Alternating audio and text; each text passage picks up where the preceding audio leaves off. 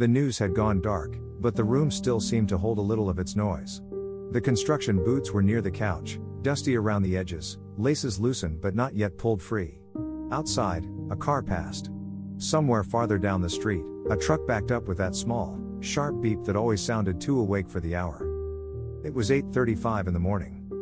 After the appointment, after the first rush of the day, after the words that had to be heard and carried home, he sat there as a partner, not as someone who had to fix the whole room. One shoe came off slowly. Then the other. On the cushion beside him was a bent grocery receipt. It was nothing, really. But for a second, it was enough to look at. Enough to hold the morning still. Enough to let nothing be solved. For a while, he did not reach for the remote again. The screen had gone black, and in that blackness the living room looked different. Not cleaner. Not softer, exactly. Just less crowded. The faces from the news were gone. The voices were gone. The little red banner at the bottom of the screen was gone. What remained was the couch, the coffee table, a pair of work boots, and the quiet shape of the morning settling back into the walls. Outside, the street kept going. A car door closed. Tires moved over a shallow dip in the road. Someone's garbage bin made a hollow sound as it rolled back toward the side of a house. The world did not stop just because he had turned the TV off. It kept carrying its own weight past the window, one engine, one footstep, one distant break at a time. But inside, something had lowered. He leaned forward and rested his elbows on his knees. The appointment was over, but it had not fully left his body yet. It stayed there in the shoulders, in the jaw, in the small place behind the eyes where a person keeps listening even after there is nothing else to hear. His partner moved somewhere in the house. Not loudly. Maybe in the kitchen. Maybe just opening a drawer, then closing it again with that careful sound people make when they know the morning has already held enough. He did not call out. There was no need to fill the room. One boot sat half open on the rug. The other still held his foot, heavy and familiar, with the dust of another week clinging to the leather. He put one hand down to the heel and worked it loose. Slowly. Not because he was being gentle with the boot. Because his body had not yet decided it was safe to move fast again. The shoe came off. It made a soft thud on the rug. That was all. Sometimes a small sound can make the room feel real again. Not in a grand way. Not as a sign of anything. Just the sound of one thing being set down, after a person has carried too much from one place into another. His socked foot touched the floor. The air felt cooler there. He noticed that before he noticed anything else. On the couch cushion beside him, the grocery receipt was still bent in the middle. It must have been pulled from a pocket or found in a bag, then left there without much thought. A little crease ran across the printed lines. Bananas. Milk. Paper towels. Something marked down. Something he could not read from where he sat. It looked tired, too. Not sad.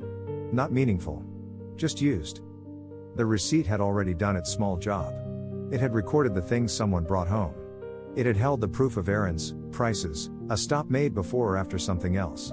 Maybe it had been folded in a hurry. Maybe it had been bent by a hand that was thinking about the appointment, the time, the traffic, what still needed to be said, what did not need to be said yet. He looked at it longer than he meant to. There are objects in a house that do not ask for attention. They simply remain. A receipt on a cushion. A cup near the sink. Shoes by the couch. The corner of a jacket over a chair. They are not beautiful. They are not important enough to keep. But sometimes they hold the edge of a day better than memory does. The room breathed around him. A refrigerator started somewhere beyond the doorway. The sound was low and ordinary. The kind of sound that usually disappears because it is always there. This morning, it came back into hearing after the news went quiet, after the appointment loosened just a little, after the first shoe gave up its hold. He took off the other boot. This one took longer. The heel caught. He pulled once, then stopped. His hand rested around the back of it.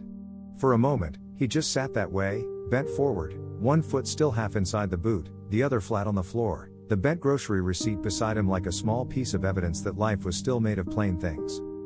Plain things helped. Not always. Not enough to change what had been said in a waiting room. Not enough to answer every question that had followed them home. But enough for this second. Enough for the couch to hold his weight. Enough for the TV to stay dark.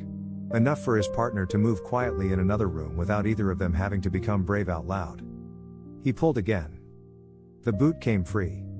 He set it beside the other one and did not line them up. That felt honest.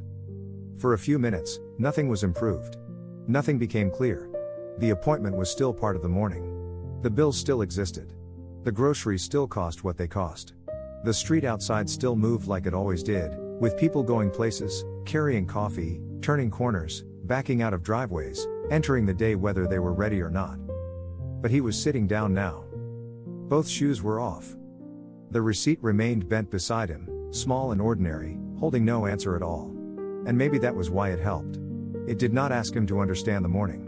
It did not ask him to rise above it. It only lay there in the quiet living room, beside a man who had come home from an appointment with his partner and did not yet know what to do with everything. For this second, there was only the room. There was only the dark TV. There was only the soft weight of his feet on the floor. And the relief, almost too simple to name, that nothing had to be solved before the next breath arrived. He stayed on the couch a little longer than he meant to. Not because he was avoiding anything. Not exactly. More because the room had finally stopped asking for the next move. The TV was off. The boots were off. The appointment folder, with its folded corner and its too clean paper, was somewhere on the coffee table under the grocery receipt, or near it, or close enough that he did not want to look straight at it yet. Some things can sit nearby. They do not need to be opened again right away. His partner came into the living room and paused near the doorway. There was no big look between them. No speech that made the morning heavier than it already was. Just a glance toward the dark TV, toward the boots, toward the receipt bent like it had been through a pocket more than once. The hallway light was still on. It made a pale shape across the rug, even though the morning had already moved past the first rush. Sometimes a house keeps lights on after they are needed. Someone turns one on early, when bags are being found, when keys are being checked, when a question is asked from another room and no one answers clearly. Then the light stays there, doing its small job past the moment it was meant for. He looked at it for a while. The light did not fix anything. It only made the floor visible. His partner stepped closer, then sat on the far end of the couch. Not too close. Not far, either. The kind of distance two people understand after they have sat in the same waiting room, heard the same words, driven home through the same traffic, and still needed a little room inside their own bodies. Outside, the street kept moving. A delivery van slowed near the curb. A neighbor's dog barked once, then stopped. Somewhere, a lawn crew had already started, the sound rising and falling behind the windows. It was ordinary noise, almost careless in its normalness.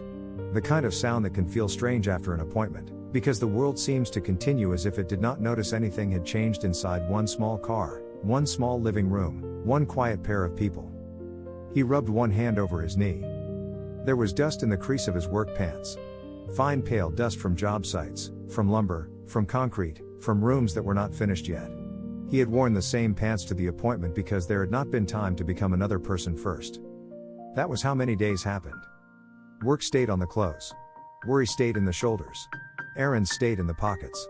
A receipt stayed bent beside him, carrying the names of things bought on the way home or the day before, as if bananas and paper towels could stand beside harder news without knowing they were doing it. His partner reached for the receipt and picked it up. Just for a second. The paper made a dry little sound. Not much more than a whisper. They looked at it, maybe seeing the total at the bottom, maybe noticing that one corner had softened from being folded too many times. Then they put it back down between them. No one threw it away. That seemed right. Some objects are not kept because they matter. They are left because the moment is not ready for decisions. The mug can wait near the sink. The mail can wait unopened. The receipt can stay on the couch a little longer, bent and harmless, while two people sit with the morning as it is. He stood up slowly. His feet found the rug without the weight of the boots. He did not move toward the kitchen. He did not pick up the folder. He only stood under the hallway light, the way a person sometimes stands between rooms and forgets what they meant to do. Or maybe he remembered, and chose not to hurry. His partner watched him without asking. The living room behind him was quiet now in a different way. Not empty.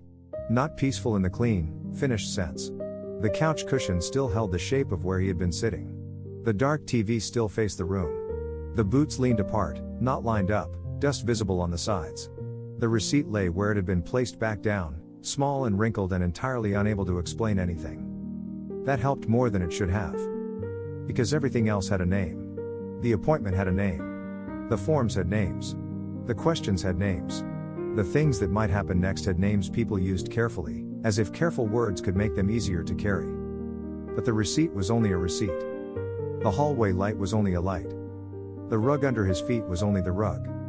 And for one quiet stretch of the morning, he was not required to become useful to the fear. He was not required to speak before the words were ready. He was not required to solve the whole day just because the day had already started. He stood there and let the house be ordinary around him. The refrigerator hummed. A car passed. His partner shifted on the couch. Somewhere in the wall, the house made a small settling sound, the kind that comes and goes without needing anyone to answer. He breathed once. Then again. The receipt stayed bent on the cushion, holding nothing but a few printed lines and the plain evidence that someone had gone to the store, brought things home, paid for what was needed, and made it back. For now, that was enough. The morning did not become easier all at once. It only became quieter by small amounts. First, the television stayed off.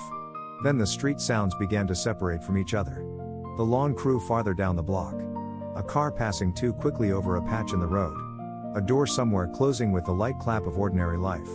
The kind of sounds that did not belong to him, and because they did not belong to him, they gave him a little room. He stood under the hallway light until his legs remembered they were tired.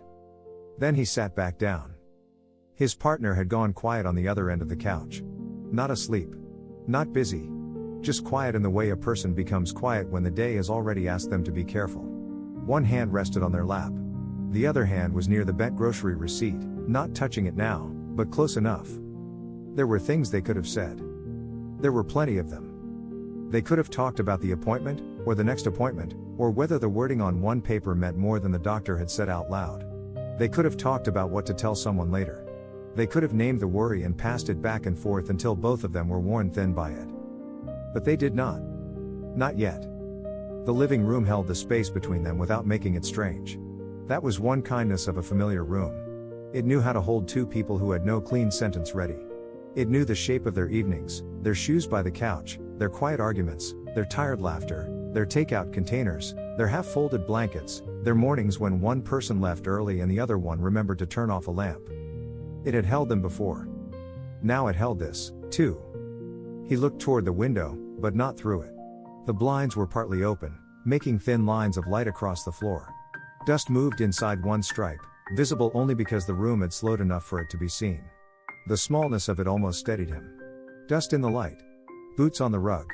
A receipt on the cushion. Nothing large. Nothing finished. His hands were rough from work.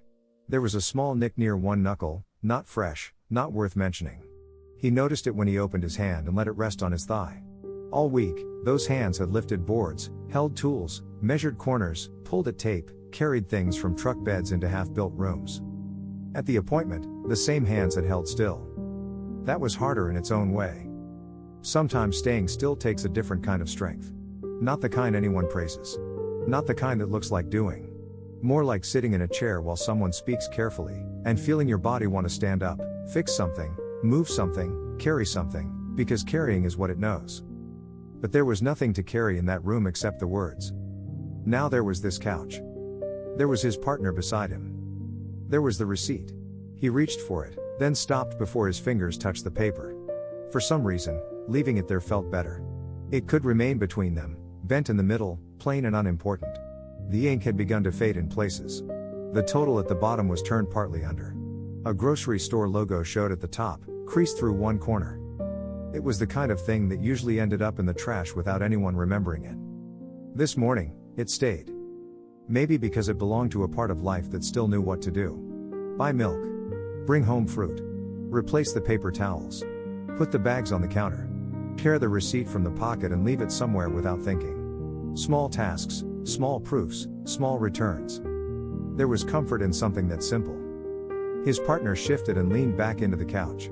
The cushion gave a tired little sound. It was not a sigh from either of them, but it felt close to one. A shared sound. A household sound. One of those small things that says people are still here, even when they are not speaking. He looked at their hand. Then at the receipt. Then at the dark TV, reflecting a dull shape of the room back at them. The screen no longer carried the world. It only held a dim version of their living room. Two figures on a couch. Work boots near the rug. Morning light cut thin by the blinds. A hallway lamp left on past its purpose. He did not mind that. The smaller world was enough for now. Outside, A truck moved past and faded. Inside, the refrigerator hummed, stopped, then left a deeper quiet behind. His partner picked up the receipt again and smoothed it once against their knee, not carefully, not as if it mattered, only as if their fingers needed one ordinary thing to do. Then they set it down. He felt something loosen. Not hope, exactly. Not calm. Not even certainty. Only a little relief that the morning did not have to become a plan yet. It could remain a room, a couch, two tired people, a bent receipt, and the small mercy of not rushing toward the next hard thing. For a while, they let it be that. After a while, the room began to show its smaller edges. The coffee table had a faint ring near one corner. A throw blanket had slipped halfway off the couch. One cushion was pressed down where his partner had been sitting. The boots were still apart on the rug, one tilted slightly on its side, the other standing upright as if it had stopped in the middle of a thought. The hallway light stayed on. Nobody moved to turn it off. There was something almost kind about that, the way a house could keep one unnecessary light burning without making a case for it. It did not ask why the morning felt strange. It did not ask whether they were handling it well. It simply made a small part of the floor visible, pale and steady, while the rest of the living room remained quiet. He sat with his hands open. That was not how he usually sat. Most days, his hands were busy before he noticed them. Holding a tape measure. Reaching for a drill. Lifting a board. Pulling a lunch container from the passenger seat. Turning a key. Answering a call. Carrying grocery bags from the car with the plastic cutting gently into his fingers. Now they were just there. Rough palms. Dust in the lines. One thumb moving slowly over the other, as if trying to remember the shape of ordinary time. His partner leaned forward and picked at a loose thread on the edge of the couch. It was such a small movement that it almost disappeared. But he saw it. He saw the way their attention needed somewhere safe to land, something that did not speak back, something that would not become another question. The bent receipt lay between them. It had become part of the room now. Not important. Not treasured. Just present. There were mornings when people wanted the large thing to move, but only the small things would move. A shoe could come off. A receipt could be turned over. A light could stay on. A hand could rest without closing. The world outside could pass by in pieces, not as one big noise but as separate sounds that came and went. A car. A dog collar. A truck door. Then quiet again. He thought of the store without meaning to. The automatic doors opening. The cool air near the produce. The cart with one wheel that pulled slightly left. His partner comparing two prices on a shelf. Him standing nearby, half listening, still thinking about the appointment time, still feeling the weight of the morning before it had fully arrived. The receipt had come from there. From a place with bright lights and tired people and someone restocking oranges. From a checkout lane where the cashier handed it over without knowing it would end up on a couch later, bent in the middle, giving two people something plain to look at after harder words had entered their day. Life is often held by things that do not know they are helping. He did not say that out loud. It would have been too much. Instead, he reached for the receipt and moved it a few inches away from the folder underneath it. The paper slid softly across the table. The folder stayed where it was. That small separation felt like all he could do for now, and maybe all that needed doing. His partner noticed. Their eyes met for a second. No one smiled in a big way. No one turned the moment into comfort before it was ready. But something passed between them, quiet and familiar. Not certainty. Not a promise. More like the old understanding that they could sit near each other without having to make the morning neater than it was. That was its own kind of staying. The couch held them unevenly. The house made its low sounds. A pipe clicked somewhere behind the wall. The refrigerator started again, then settled into its hum. From outside came the small rush of a car moving through a puddle or loose gravel, then the sound thinned and disappeared. He looked down at his feet. Without the boots, they seemed almost unfamiliar. Lighter. More human. The socks were worn thin near one toe. He noticed that and felt, strangely, less alone. Not because of the sock itself, but because it belonged to the life they had already been living before the appointment, before the news, before the morning gathered too much around them. The same life was still here. Not fixed. Still here. His partner placed one hand on the cushion between them, near the receipt but not on it. He looked at that hand for a long moment. It was close enough to touch. He did not reach for it right away. He only let it be there, and let his own hand rest open on his knee. Some mornings do not need a brave sentence. Some mornings only need enough room for two people to sit without rushing each other back into the day. The TV remained dark. The hallway light remained on. And the bent receipt, with its faded ink and small crease through the middle, stayed where it was, not solving anything, not asking anything, only proving in its quiet paper way that they had made it home with the ordinary things still beside them. By the time the morning moved closer to 9, the living room had become very still. Not silent. A house is almost never silent when people are inside it. There was the low breath of the refrigerator, the soft tick of something cooling in the wall, the faint rub of traffic moving past the window. There was his partner's breathing on the other end of the couch, not deep enough for sleep, not sharp enough for worry to have taken over again. Just breathing. He let his head rest against the back of the couch. The ceiling looked plain from there. A small shadow near the corner. A line where the light had changed. Nothing on it to read, nothing to decide, nothing that needed his hands. For once, his body did not have to answer a call from across a job site, or lift something heavier than it looked, or check the time and move faster because someone was waiting. The boots stayed on the rug. The receipt stayed on the table. The folder stayed closed. Those three things made a quiet row in the room, though none of them belonged together. Work. Errands. The appointment. The ordinary pieces of a life that did not ask permission before piling up near each other. He looked at them without trying to sort them. That was new. Most days, sorting came naturally. What had to be done first? What could wait? What needed a phone call? What needed money? What needed muscle?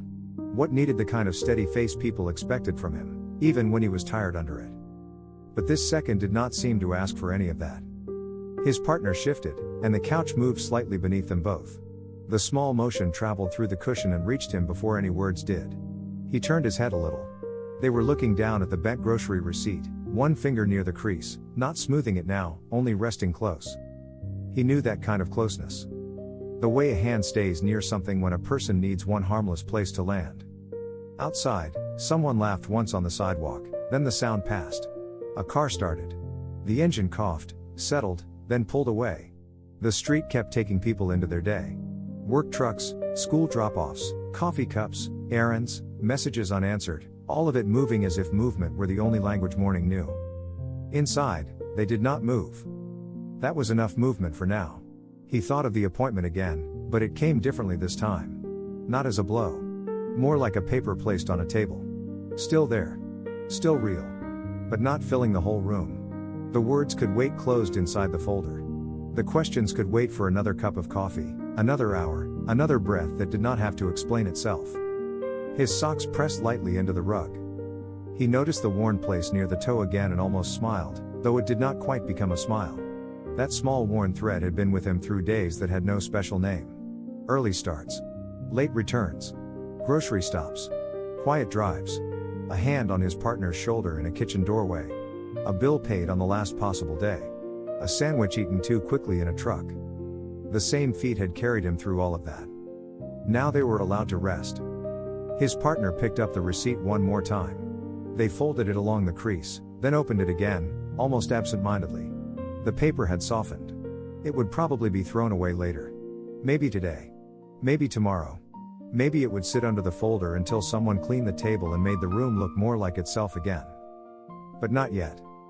For now, it remained. He reached over and touched the edge of it with one finger. Not to take it. Not to read it. Just to feel the thin paper under his hand. A dry, simple thing. A thing with no comfort built into it, and somehow a little comfort anyway. His partner's hand was close. After a moment, he let his hand rest beside theirs. No announcement. No careful sentence. The hallway light still burned behind them, pale against the floor. The TV reflected only the room now. Two people on a couch. Boots off. Papers near. Morning light held in narrow lines across the rug. Nothing was solved. But something had stayed. The room. The breath. The hand nearby. The receipt that had no answer and did not pretend to. And in that small, ordinary staying, the morning loosened its grip by one quiet inch. Later, the receipt would probably be thrown away. The boots would be moved closer to the door. The folder would be opened again. The phone might ring.